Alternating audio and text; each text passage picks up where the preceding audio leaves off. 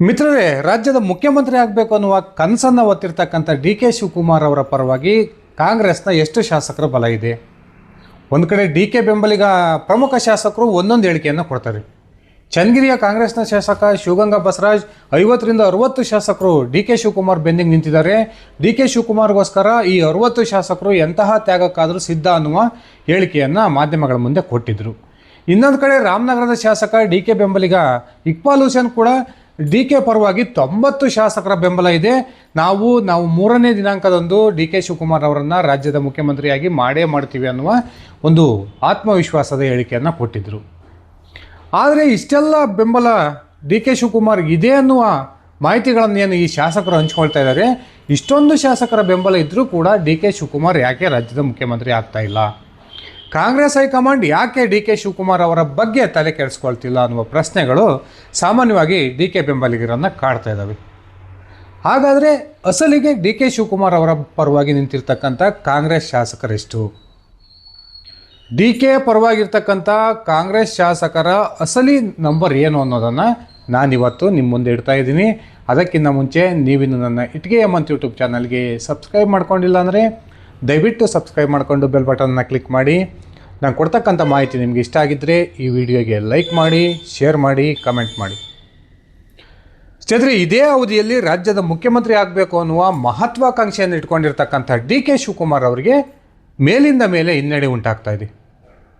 30 ತಿಂಗಳ ಅವಧಿ ಮುಗಿದ ನಂತರ ಕಾಂಗ್ರೆಸ್ ಹೈಕಮಾಂಡ್ ನನ್ನನ್ನು ರಾಜ್ಯದ ಮುಖ್ಯಮಂತ್ರಿ ಮಾಡ್ತಾರೆ ಅನ್ನುವ ನಿರೀಕ್ಷೆಯನ್ನು ಡಿ ಕೆ ಶಿವಕುಮಾರ್ ಇಟ್ಕೊಂಡಿದ್ದರು. ಈಗಾಗಲೇ ಸರ್ಕಾರ ಅಸ್ತಿತ್ವಕ್ಕೆ ಬಂದು ಸರಿಸುಮಾರು 32 ತಿಂಗಳ ಅವಧಿ ಕಳೆದೋಗಿದೆ. ಸಿದ್ದರಾಮಯ್ಯನವರು ದೇವರಾಜ ಅರಸು ಅವರ ಹೆಸರಿನಲ್ಲಿರ್ತಕ್ಕಂಥ ಸುದೀರ್ಘ ಕಾಲದ ಮುಖ್ಯಮಂತ್ರಿಯ ಒಂದು ದಾಖಲೆಯನ್ನು ತಮ್ಮ ಹೆಸರಿಗೆ ಬರ್ಕೊಂಡ ಮೇಲೆ ಅವರು ತಮ್ಮ ಮುಖ್ಯಮಂತ್ರಿ ಸ್ಥಾನವನ್ನು ತ್ಯಜಿಸ್ತಾರೆ ಅನ್ನುವ ನಿರೀಕ್ಷೆ ಕೂಡ ಡಿ ಕೆ ಶಿವಕುಮಾರ್ ಅವ್ರಿಗಿತ್ತು. ಅದು ಸಹ ಆಗಲಿಲ್ಲ. ಕಳೆದ 10 ತಿಂಗಳಲ್ಲಿ ಸುಮಾರು 17ರಿಂದ 18 ಬಾರಿ ಡಿ ಕೆ ಶಿವಕುಮಾರ್ ದೆಹಲಿಯ ಪ್ರವಾಸವನ್ನು ಕೈಗೊಂಡಿದ್ದಾರೆ. ಈ ದೆಹಲಿಯ ಪ್ರವಾಸ ಇಷ್ಟೊಂದು ಬಾರಿ ಮಾಡಿದರೂ ಕೂಡ ಡಿ ಕೆ ಶಿವಕುಮಾರ್ ಅವರಿಗೆ ರಾಹುಲ್ ಗಾಂಧಿ ಅವರು ನೇರವಾಗಿ ಆಗಿಲ್ಲ. ಡಿ ಕೆ ಶಿವಕುಮಾರ್ ಪದೇ ಪದೇ ದೆಹಲಿಗೆ ಹೋಗ್ತಾರೆ. ಆ ರಾಹುಲ್ ಗಾಂಧಿ ಅವರ ಹಿಂದೆ ಮುಂದೆ ಸುತ್ತಾಡ್ತಕ್ಕಂಥ ನಾಯಕರನ್ನು ಭೇಟಿಯಾಗ್ತಾರೆ, ಅವ್ರ ಮುಂದೆ ತಮ್ಮ ಅಹವಾಲನ್ನು ಹೇಳ್ತಾರೆ, ವಾಪಸ್ ಬರ್ತಾರೆ. ಇನ್ನೊಂದು ಕಡೆ ಸಿದ್ದರಾಮಯ್ಯ ಗಟ್ಟಿಯಾಗಿ ಮುಖ್ಯಮಂತ್ರಿ ಕುರ್ಚಿಯಲ್ಲಿ ಕೂತ್ಕೊಂಡಿದ್ದಾರೆ. ಸಿದ್ದರಾಮಯ್ಯ ಬೆಂಬಲಿಗರು ಕೂಡ ಬಹಿರಂಗವಾಗಿಯೇ ಯಾವುದೇ ಕಾರಣಕ್ಕೂ ಮುಖ್ಯಮಂತ್ರಿ ಬದಲಾವಣೆ ಇಲ್ಲ, ಉಳಿದಿರ್ತಕ್ಕಂಥ ಅವಧಿಗೂ ಕೂಡ ಸಿದ್ದರಾಮಯ್ಯನವರೇ ಮುಖ್ಯಮಂತ್ರಿಯಾಗಿ ಮುಂದುವರಿತಾರೆ ಅನ್ನುವ ಹೇಳಿಕೆಯನ್ನು ಕೊಡ್ತಾರೆ. ಅದರಲ್ಲೂ ಕೂಡ ಸತೀಶ್ ಜಾರಕಿಹೊಳಿ ಅವರು ಇರ್ಬೋದು, ಯತೀಂದ್ರ ಸಿದ್ದರಾಮಯ್ಯನವರು ಇರ್ಬೋದು, ಕೆ ಎನ್ ರಾಜಣ್ಣನವರು ಇರ್ಬೋದು, ಈ ರೀತಿಯ ಪ್ರಮುಖ ನಾಯಕರೇ ಬಹಿರಂಗ ಹೇಳಿಕೆಯನ್ನು ಕೊಡೋದ್ರ ಮೂಲಕ ಡಿ ಕೆ ಶಿವಕುಮಾರ್ ಅವರಿಗೆ ಒಂದು ರೀತಿ ಇರ್ಸು ಮುರ್ಸನ್ನು ತರ್ತಾ ಇದ್ದಾರೆ. ಒಂದು ಕಡೆ ಕನಕಪುರ ಬಂಡೆ ಅನ್ಸ್ಕೊಂಡಿರ್ತಕ್ಕಂಥ ಡಿ ಕೆ ಶಿವಕುಮಾರ್ ಇತ್ತೀಚೆಗೆ ಕನಕೋತ್ಸವದ ಸಂದರ್ಭದಲ್ಲಿ ಸುಮಾರು 60 ಕಾಂಗ್ರೆಸ್ನ ಶಾಸಕರನ್ನು ಆ ಒಂದು ಕಾರ್ಯಕ್ರಮಕ್ಕೆ ಆಹ್ವಾನಿಸಿದ್ರು. 60 ಶಾಸಕರು ಕೂಡ ಡಿ ಕೆ ಶಿವಕುಮಾರ್ ಬೆಂಬಲಕ್ಕೆ ನಿಲ್ತಾರೆ ಅನ್ನುವ ಹೇಳಿಕೆಗಳು ಡಿ ಕೆ ಬೆಂಬಲಿಗರಿಂದ ಬಂದಿದ್ವು. ಆದರೆ ಈಗ ನಮಗಿರ್ತಕ್ಕಂಥ ಒಂದು ಮಾಹಿತಿಯ ಪ್ರಕಾರ, ಅದು ಕೂಡ ಡಿ ಕೆ ಬೆಂಬಲಿಗ ಅತ್ಯಾಪ್ತ ಶಾಸಕನು ತಮ್ಮ ಆಪ್ತರೊಂದಿಗೆ ಹಂಚಿಕೊಂಡಿರ್ತಕ್ಕಂಥ ಒಂದು ಮಾಹಿತಿಯ ಪ್ರಕಾರ ಡಿ ಕೆ ಶಿವಕುಮಾರ್ ಬೆಂಬಲಕ್ಕೆ ನಿಂತಿರ್ತಕ್ಕಂಥ ಕಾಂಗ್ರೆಸ್ ಶಾಸಕರ ಸಂಖ್ಯೆ ಕೇವಲ 20. ಇತ್ತೀಚೆಗೆ ವಿಧಾನಸಭೆಯಲ್ಲಿ ನಡೆದಂಥ ಅಧಿವೇಶನದ ಸಂದರ್ಭದಲ್ಲಿ ವಿರೋಧ ಪಕ್ಷದ ನಾಯಕನಾಗಿರ್ತಕ್ಕಂಥ ಆರ್ ಅಶೋಕ್ ಒಂದು ಮಾತನ್ನು ಹೇಳಿದರು. ಕಾಂಗ್ರೆಸ್ನಲ್ಲಿ 2 ಗುಂಪುಗಳಿದ್ದಾವೆ. ಆ ಗುಂಪು ಸಂಜೆ ಆದರೆ ಡಿ ಕೆ ಶಿವಕುಮಾರ್ ಕಡೆ ಹೋಗಿ ಡಿ ಕೆ ಶಿವಕುಮಾರ್ಗೆ ತಮ್ಮ ಬೆಂಬಲವನ್ನು ಕೊಡ್ತಾರೆ.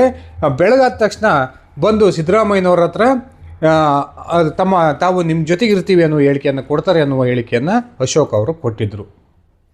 ಸ್ನೇಹಿತರೆ, ಅಶೋಕ್ ಕೊಟ್ಟಂಥ ಹೇಳಿಕೆ ಅಕ್ಷರಶಃ ಸತ್ಯ. ಡಿ ಕೆ ಶಿವಕುಮಾರ್ ತನ್ನ ಬೆಂಬಲಿಗ ಶಾಸಕರ ಸಂಖ್ಯೆಯನ್ನು ಹೆಚ್ಚಿಸ್ಕೊಳ್ಬೇಕು ಅನ್ನುವ ನಿರಂತರ ಪ್ರಯತ್ನವನ್ನು ಮಾಡ್ತಾ ಇದ್ದಾರೆ. ಆ ಪ್ರಯತ್ನಕ್ಕೆ ಡಿ ಕೆ ಸುರೇಶ್ ಕೂಡ ಕೈ ಜೋಡಿಸಿದ್ದಾರೆ. ಪ್ರತಿಯೊಬ್ಬ ಶಾಸಕರನ್ನು ಸಂಪರ್ಕ ಮಾಡೋದ್ರ ಮೂಲಕ ಅವರ ಬೆಂಬಲವನ್ನು ಪಡಿತಕ್ಕಂಥ ಒಂದು ನಿರಂತರ ಪ್ರಯತ್ನ, ನಿರಂತರ ಪ್ರಕ್ರಿಯೆಯನ್ನು ಡಿ ಕೆ ಸುರೇಶ್ ಮತ್ತು ಡಿ ಕೆ ಬೆಂಬಲಿಗ ಶಾಸಕರು ನಡೆಸ್ತಾ ಇದ್ದಾರೆ. ಆದರೆ ವಿಪರ್ಯಾಸ ಏನು ಅಂದರೆ, ಡಿ ಕೆ ಶಿವಕುಮಾರ್ ಆಗಲಿ ಡಿ ಕೆ ಸುರೇಶ್ ಅವರಾಗಲಿ ಕರೆದಂತಹ ಒಂದು ಸಭೆಗಳಿಗೆ ಸಾಕಷ್ಟು ಕಾಂಗ್ರೆಸ್ನ ಶಾಸಕರು ಹೋಗ್ತಾರಂತೆ. ಸಂಜೆ ಟೈಮಲ್ಲಿ ಇಡೀ ರಾತ್ರಿ ಡಿ ಕೆ ಶಿವಕುಮಾರ್ ಮತ್ತು ಡಿ ಕೆ ಸುರೇಶ್ ಅವರೊಂದಿಗೆ ಕಾಲವನ್ನು ಕಳೀತಕ್ಕಂಥ ಕಾಂಗ್ರೆಸ್ನ ಸಾಕಷ್ಟು ಶಾಸಕರು ತಿರ್ಗಾ ಬೆಳಿಗ್ಗೆ ಮತ್ತೆ ಸಿದ್ದರಾಮಯ್ಯನವ್ರ ಹತ್ರ ಹೋಗಿ ಶರಣಾಗ್ತಾರೆ. ಇದು ನಿಜಕ್ಕೂ ಕಾಂಗ್ರೆಸ್ನಲ್ಲೇ ನಡೀತಿರ್ತಕ್ಕಂಥ ಒಂದು ವಾಸ್ತವ ಸ್ಥಿತಿ. ಈ ಒಂದು ಪರಿಸ್ಥಿತಿಯನ್ನು ಖುದ್ದು ಡಿ ಕೆ ಶಿವಕುಮಾರ್ ಅವರ ಅತ್ಯಾಪ್ತ ಬಳಗದಲ್ಲಿ ಗುರುತಿಸ್ಕೊಂಡಿರ್ತಕ್ಕಂಥ ಡಿ ಕೆ ಶಿವಕುಮಾರ್ಗೋಸ್ಕರ ನಾವು ಏನು ಬೇಕಾದರೂ ಮಾಡೋಕ್ಕೆ ಸಿದ್ಧ ಅನ್ನುವ ಹೇಳಿಕೆಯನ್ನು ಕೊಡ್ತಕ್ಕಂಥ ಒಬ್ಬ ಪ್ರಮುಖ ಶಾಸಕ ತನ್ನ ಆಪ್ತರ ಬಳಿ ತನ್ನ ಅಳಲನ್ನು ತೋಡ್ಕೊಂಡಿದ್ದಾರೆ ಅನ್ನುವ ಮಾಹಿತಿಗಳು ನಮಗೆ ಲಭ್ಯ ಆಗ್ತಿದ್ದಾವೆ. ಇದೇ ಒಂದು ವೀಕ್ನೆಸ್ಸನ್ನು ಇಟ್ಕೊಂಡು ಡಿ ಕೆ ಶಿವಕುಮಾರ್ ಅವ್ರಿಗೇನು ಶಾಸಕರ ಬೆಂಬಲ ಇಲ್ಲ ಅನ್ನೋ ಸತ್ಯ ಸಿದ್ದರಾಮಯ್ಯ ಮತ್ತು ಅವರ ಬಳಗದವರಿಗೆ ಅತ್ಯಂತ ಸ್ಪಷ್ಟವಾಗಿ ಗೊತ್ತಿದೆ. ಅದೇ ಕಾರಣಕ್ಕೆ ಇದೀಗ ಸಿದ್ದರಾಮಯ್ಯ ಮತ್ತು ಟೀಮ್ ಕಾಂಗ್ರೆಸ್ ಹೈಕಮಾಂಡ್ನ ಮುಂದೆ ತಮ್ಮ ಬೆಂಬಲಿಗ ಶಾಸಕರ ಸಂಖ್ಯೆಯ ಒಂದು ಪಟ್ಟಿಯನ್ನಿಟ್ಟು ಹೈಕಮಾಂಡ್ಗೆ ಬೆದರಿಕೆ ಆಗ್ತಕ್ಕಂಥ ತಂತ್ರವನ್ನು ಕೂಡ ಮಾಡ್ತಾ ಇದೆ. ಅದೇ ಕಾರಣಕ್ಕೆ ಕಾಂಗ್ರೆಸ್ ಹೈಕಮಾಂಡ್ ಕೂಡ ಮುಖ್ಯಮಂತ್ರಿ ಬದಲಾವಣೆಗೆ ಮನಸ್ಸನ್ನು ಮಾಡ್ತಾ ಇಲ್ಲ ಅನ್ನೋದಂತೂ ಸತ್ಯ. ಒಂದು ಕಡೆ ಸಿದ್ದರಾಮಯ್ಯನವ್ರಿಗಿರ್ತಕ್ಕಂಥ ಅಹಿಂದ ವರ್ಗದ ಬೆಂಬಲ, ಒಂದು ವೇಳೆ ಸಿದ್ದರಾಮಯ್ಯನವರನ್ನು ಎದುರಾಕೊಂಡು ನಾವೇನಾದರೂ ಡಿ ಕೆ ಬೆಂಬಲಕ್ಕೆ ನಿಂತಿದ್ದಾದರೆ ಮುಂದಿನ ಚುನಾವಣೆಗಳಲ್ಲಿ ನಾವು ನಮ್ಮ ಕ್ಷೇತ್ರದಲ್ಲಿ ಅಹಿಂದ ಮತಗಳನ್ನು ಕಳ್ಕೊಳ್ಬೇಕಾಗುತ್ತೆ ಅನ್ನುವ ಬಹುದೊಡ್ಡ ಆತಂಕ ಕೂಡ ಕಾಂಗ್ರೆಸ್ ಶಾಸಕರನ್ನು ಕಾಡ್ತಾ ಇದೆ. ಅದೇ ಕಾರಣಕ್ಕೆ ಸಂಜೆ ಡಿ ಕೆ ಶಿವಕುಮಾರ್ ಮತ್ತು ಡಿ ಕೆ ಸುರೇಶ್ ಕೊಡ್ತಕ್ಕಂಥ ಪಾರ್ಟಿಗಳಲ್ಲಿ ಭಾಗವಹಿಸಿ ಡಿ ಕೆ ಶಿವಕುಮಾರ್ ಅವರನ್ನು ಆಡಿ ಹೊಗಳ್ತಕ್ಕಂಥ ಕಾಂಗ್ರೆಸ್ನ ಶಾಸಕರು ಬೆಳಗ್ಗೆ ಆದ ತಕ್ಷಣವೇ ಸಿದ್ದರಾಮಯ್ಯನವರ ಹತ್ರ ಹೋಗ್ತಾರೆ. ನಾವು ಎಂಥದೇ ಸಂದರ್ಭ ಬಂದರೂ ಕೂಡ ನಿಮ್ಮ ಬೆನ್ನಿಗೆ ನಿಂತಿರ್ತೀವಿ ಅನ್ನುವ ಒಂದು ಭರವಸೆಯನ್ನು ಸಿದ್ದರಾಮಯ್ಯನವ್ರಿಗೆ ಕೊಡ್ತಾ ಇದ್ದಾರೆ. ಇಷ್ಟೆಲ್ಲ ಬೆಳವಣಿಗೆಗಳು ಕಾಂಗ್ರೆಸ್ನಲ್ಲಿ ನಡೀತಿದ್ದಾವೆ. ಅದೇ ಕಾರಣಕ್ಕೆ ಕಾಂಗ್ರೆಸ್ ಹೈಕಮಾಂಡ್ ಕೂಡ ಮುಖ್ಯಮಂತ್ರಿ ಬದಲಾವಣೆಗೆ ಮನಸ್ಸನ್ನು ಮಾಡ್ತಾ ಇಲ್ಲ ಅಂತಕ್ಕಂಥದ್ದು ಬಹುತೇಕ ಸ್ಪಷ್ಟ. ಒಂದು ಕಡೆ ಸಾಕಷ್ಟು ಸುದ್ದಿ ಮಾಧ್ಯಮಗಳು ಡಿ ಕೆ ಶಿವಕುಮಾರ್ ಕಾಂಗ್ರೆಸ್ ಹೈಕಮಾಂಡ್ಗೆ ಒಂದು ಡೆಡ್ಲೈನನ್ನು ಕೊಟ್ಟಿದ್ದಾರೆ. ಆ ಡೆಡ್ಲೈನ್ ಒಳಗೆ ಕಾಂಗ್ರೆಸ್ ಹೈಕಮಾಂಡ್ ಒಂದು ಸ್ಪಷ್ಟವಾದ ನಿರ್ಧಾರವನ್ನು ತೆಗೆದುಕೊಳ್ಳದೆ ಹೋದರೆ ಡಿ ಕೆ ಶಿವಕುಮಾರ್ BJP ರಾಷ್ಟ್ರೀಯ ನಾಯಕರೊಂದಿಗೆ ಈಗಾಗಲೇ ಸಾಕಷ್ಟು ಸುತ್ತಿನ ಮಾತುಕತೆಗಳನ್ನು ನಡೆಸಿದ್ದಾರೆ. ಆ ಮೂಲಕ ರಾಜ್ಯದ ಕಾಂಗ್ರೆಸ್ ಇಬ್ಬಾಗ ಆಗುತ್ತೆ ಅನ್ನುವ ಸುದ್ದಿಗಳನ್ನು ನಾನೂ ಸೇರಿದಂತೆ ಸಾಕಷ್ಟು ಮಾಧ್ಯಮಗಳು ಪ್ರಸಾರವನ್ನು ಮಾಡಿದ್ದಾವೆ. ಆದರೆ ಅಸಲಿ ಸತ್ಯ ಏನು ಅಂದರೆ ಡಿ ಕೆ ಶಿವಕುಮಾರ್ ಅವರ ಪರವಾಗಿ ಅತ್ಯಂತ ಗಟ್ಟಿಯಾಗಿ ನಿಲ್ತಕ್ಕಂಥ ಕಾಂಗ್ರೆಸ್ ಶಾಸಕರ ಸಂಖ್ಯೆ ಕೇವಲ 20. ಅದೇ ಕಾರಣಕ್ಕೆ ಡಿ ಕೆ ಶಿವಕುಮಾರ್ ಮುಖ್ಯಮಂತ್ರಿ ಆದಿ ಇನ್ನೂ ಕೂಡ ಕನಸಾಗಿ ಉಳಿದಿದೆ. ಸ್ನೇಹಿತರೆ, ಡಿ ಕೆ ಶಿವಕುಮಾರ್ ರಾಜ್ಯದ ಮುಖ್ಯಮಂತ್ರಿ ಆಗಬೇಕು ಅಂದರೆ ಅದು ಸಿದ್ದರಾಮಯ್ಯನವರ ಮನವೊಲಿಕೆಯಿಂದ ಮಾತ್ರ ಸಾಧ್ಯವೇ ಬಿಟ್ಟರೆ ಯಾವುದೇ ಕಾರಣಕ್ಕೂ ಡಿ ಕೆ ಶಿವಕುಮಾರ್ ಬಂಡಾಯವನ್ನು ಮಾಡೋದಾಗಲಿ ಪಕ್ಷಾಂತರವನ್ನು ಮಾಡೋದಾಗಲಿ ಈ ಮೂಲಕ ಮುಖ್ಯಮಂತ್ರಿ ಆಗ್ತೀನಿ ಅನ್ನೋದು ಅದು ಕನಸಾಗಿ ಉಳಿಯುತ್ತೆ. ಈ ಹಿಂದೆ ಸಾಕಷ್ಟು ವರ್ಷಗಳ ಹಿಂದೆಯೇ ಕರ್ನಾಟಕದ ಅತ್ಯಂತ ಹಿರಿಯ ರಾಜಕಾರಣಿ ಮಾಜಿ ಮುಖ್ಯಮಂತ್ರಿ ಯಡಿಯೂರಪ್ಪನವರು ಸದನದಲ್ಲೇ ಡಿ ಕೆ ಶಿವಕುಮಾರ್ ಅವರಿಗೆ ಒಂದು ಮಾತನ್ನು ಹೇಳಿದರು. ಡಿ ಕೆ ಶಿವಕುಮಾರ್ ಅವರೇ, ನೀವು ರಾಜ್ಯದ ಮುಖ್ಯಮಂತ್ರಿ ಆಗಬೇಕು ಅನ್ನುವ ಕನಸನ್ನು ಇಟ್ಕೊಂಡಿದ್ದೀರಿ, ನೀವು ಕಾಂಗ್ರೆಸ್ನಲ್ಲಿ ಇದ್ದರೆ ಯಾವುದೇ ಕಾರಣಕ್ಕೂ ಮುಖ್ಯಮಂತ್ರಿ ಆಗೋಕ್ಕೆ ಸಾಧ್ಯವಿಲ್ಲ ಅನ್ನುವ ಹೇಳಿಕೆಯನ್ನು ಕೊಟ್ಟಿದ್ದರು. ಈಗ ರಾಜ್ಯ ಕಾಂಗ್ರೆಸ್ನಲ್ಲಿ ನಡೀತಿರ್ತಕ್ಕಂಥ ಬೆಳವಣಿಗೆಗಳನ್ನು ನೋಡಿದರೆ ಡಿ ಕೆ ಶಿವಕುಮಾರ್ ಕಾಂಗ್ರೆಸ್ನಲ್ಲಿದ್ದರೂ ಕೂಡ ಮುಖ್ಯಮಂತ್ರಿ ಆಗೋ ಸಾಧ್ಯತೆಗಳು ಕಡಿಮೆ. ಇನ್ನೊಂದು ಕಡೆ ಅವರು ಪಕ್ಷಾಂತರ ಮಾಡಿ ಆ BJPಯಿಂದನೋ ಅಥವಾ BJP JDS ಮೈತ್ರಿಯ ಒಂದು ಲಾಭವನ್ನು ಪಡೆದು ಅಲ್ಲಿ ಮುಖ್ಯಮಂತ್ರಿ ಆಗ್ತೀನಿ ಅನ್ನೋ ಸಾಧ್ಯತೆಗಳು ಕೂಡ ತೀರಾ ಕಡಿಮೆ ಅಂತಲೇ ಹೇಳ್ಬೋದು. ಯಾಕಂದರೆ ಕಾಂಗ್ರೆಸ್ನಲ್ಲಿ ಈಗಾಗಲೇ 140ಕ್ಕೂ ಹೆಚ್ಚು ಶಾಸಕರ ಬಲ ಇದೆ. ಡಿ ಕೆ ಶಿವಕುಮಾರ್ ಒಂದು ವೇಳೆ ಪಕ್ಷಾಂತರ ಮಾಡ್ತೀನಿ ಅಂದರೂ ಕೂಡ ಡಿ ಕೆ ಶಿವಕುಮಾರ್ ಅವರ ಪರವಾಗಿ ಬರ್ತಕ್ಕಂಥ ಕಾಂಗ್ರೆಸ್ ಶಾಸಕರು ಕೇವಲ 20 ದಾಟಲ್ಲ ಅಂತಕ್ಕಂಥದ್ದು ಸತ್ಯ.